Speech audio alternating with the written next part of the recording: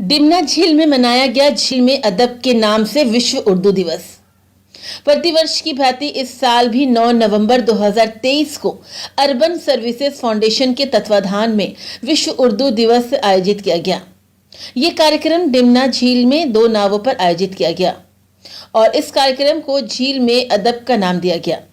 कार्यक्रम की अध्यक्षता महान शायर अनवर अदीब ने की तथा मुख्य अतिथि के रूप में हिंदी के प्रसिद्ध कथाकार जयनंदन जी सम्मिलित हुए। इस कार्यक्रम में हिंदी तथा उर्दू के कथाकार डॉक्टर अख्तर आजाद को उनकी साहित्यिक सेवाओं के लिए सम्मानित किया गया। उसके बाद झील में ही एक मुशायरा आयोजित हुआ जिसमें शायरों ने अपनी गजलें पेश की। मुशायरा में जिन शायरों ने अपनी रचनाएं प्रस्तुत की उनमें प्रोफेसर अहमद बद्र, गौहर अजीज, शीला कुमारी, वलीउल्लाह वली, सद्दाम गनी, सफीउल्लाह सफ़ी, फरहान खान फरहान, शोएब अख्तर तथा सरफराज शाद के नाम प्रमुख हैं।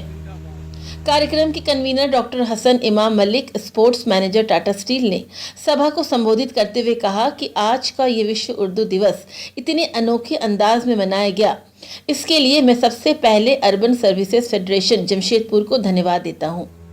उसके बाद उन्होंने Shri Ziren Topno, head urban services foundation Tata steel, Guruwari Hembram, manager urban services foundation, Hina, manager urban services foundation तथा एवरेस्ट की चोटी फतह करने वाले श्री हेमंत गुप्ता, हेड एडवेंचर का आभार व्यक्त किया तथा सभी शायरों को धन्यवाद दिया जिनके सहयोग के बिना ये अनोखा कार्यक्रम होना संभव नहीं था।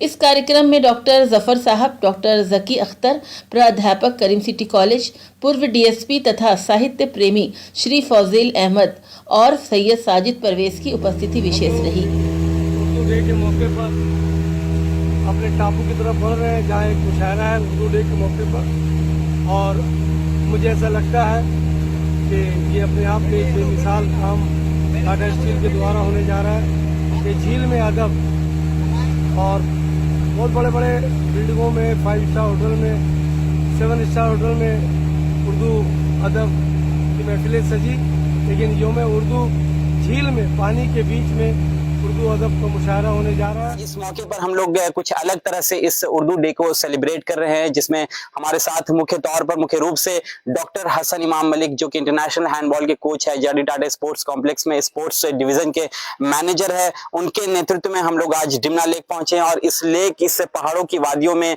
इन तमाम लोगों के साथ हम लोग आज बोटिंग करते हुए जाएंगे और इस उर्दू डे को सेलिब्रेट करेंगे।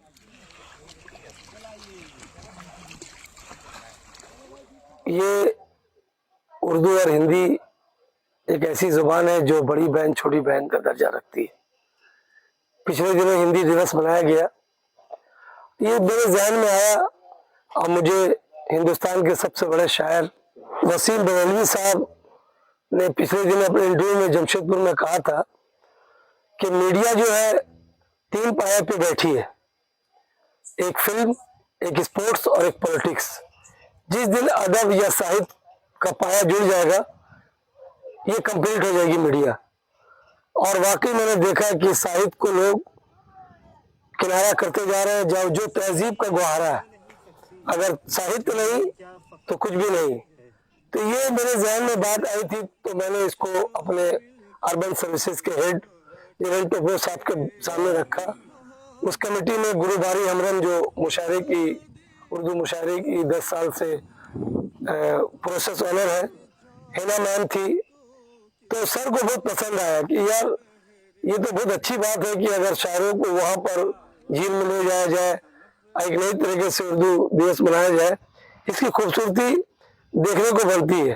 टाटा स्टील हर साल उर्दू मुशायरा, कवि सम्मेलन, कव्वाली जैसे बड़े बड़े प्रोग्राम कर रही है साहित्य को बचाने के लिए। तो हमारा जो ये टाटा स्टील स्पोर्ट्स फाउंडेशन का जो काम है CSR का, उसी का एक हिस्सा है। और आज हमारे बीच हिंदुस्तान ही के नहीं बल्कि पूरी दुनिया में जयनंदन जी का नाम, जो हिंदी के बहुत बड़े राइटर है, वो मौजूद है।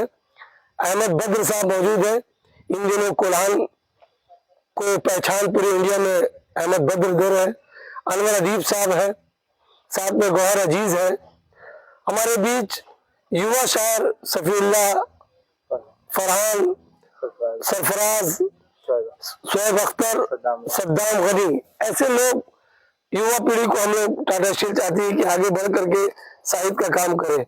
मुझे बड़ी इस बात की खुशी है कि मैंने जो रिक्वेस्ट अपने सीनियर अधिकारी टाटा स्टील से रिक्वेस्ट किया, उन्होंने ये पूरा इंतजाम करा दिया कि नहीं आपने बहुत अच्छा सोचा है। तो आज मुझे भी बड़ी खुशी है कि टाटा स्टील मैनेजमेंट ने हमें इजाजत दिया यहाँ आने का।